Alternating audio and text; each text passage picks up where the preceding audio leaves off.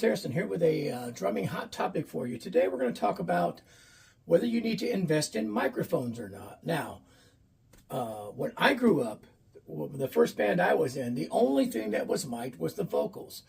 And as a drummer, you had to play at a certain volume to match the levels of the guitar amps. And then the vocals would go through some kind of a PA. And eventually I started getting into, let's mic the bass drum or let's mic the snare. And so I started kind of dabbling into mics, and I was pretty young. My first real band, I think I was 14 when I started. So, but then as I got into bands, as I got older and got into college and started playing more, I got into situations where it was more proper to have microphones. I got into a band called Splitwater Creek, which was very, very popular in the region back there in the Kentucky, Tennessee, Southern Illinois, Southeast Missouri area, whatnot, and had recorded in Nashville and whatnot. And they had a big PA system and they had a sound person.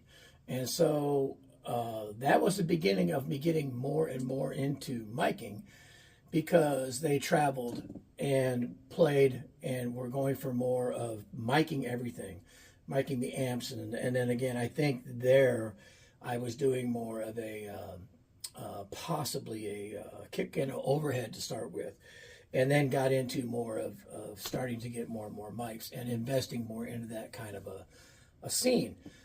And most of the bands that I knew of at the time did that.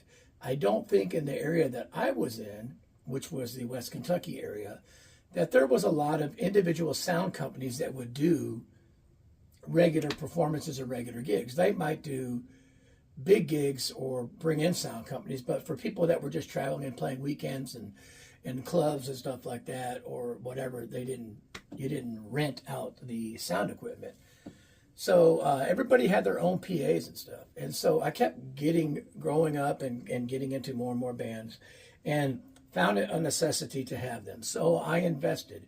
And I was even borrowing from a friend of mine in Murray, Kentucky for a while named Barry James, because he had some and bought some more, and I would borrow his. I actually bought some from him.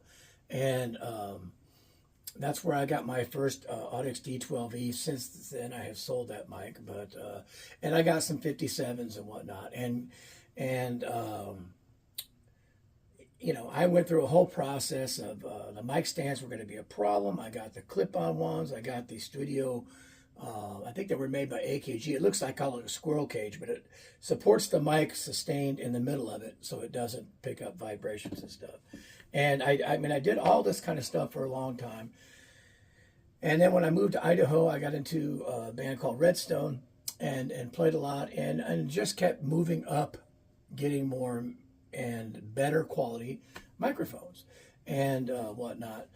And then I got into a house band eventually with the Rocky Johnson Band, and went through several incarnations of microphones, if you want to call it that. I had a small clip-on mics for a while, and then I went to 57s, and were always a fallback. And actually, when I left that band, I sold Rocky an entire set of 57s and a Beta 52 to keep, because I had settled in on Audix. So it became a thing for me to do that. And through my own sound research, reading, talking to people who were more knowledgeable about the subject, and then being it and asking how people felt, I felt like the Audix was kind of winning. I feel like the 57 was a workhorse that everybody knew how to operate, but I felt that once the sound engineer had worked with Audix, that a lot of times they were preferring that sound. So now let me just say this: I think in today's world,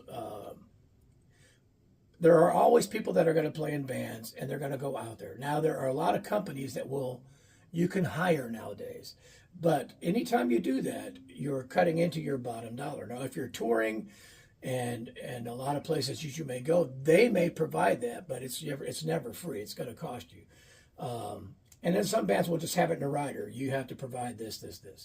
But the average band that's going around and playing, you're kind of responsible for your own stuff and dealing with it that way. So it became a necessity for me to have the microphones. But there are a lot of options out there now, and a lot of people in the what I call the video era and the social media era, they're buying microphones specifically for videotaping, which are not necessarily always the same thing for high quality audio performance. Although there are some that you could kill two birds with one stone. So there are a lot of companies out there now providing the kind of service that you can rent to play a gig and whatnot, or you can invest in your own. I was in that era where you invested in your own.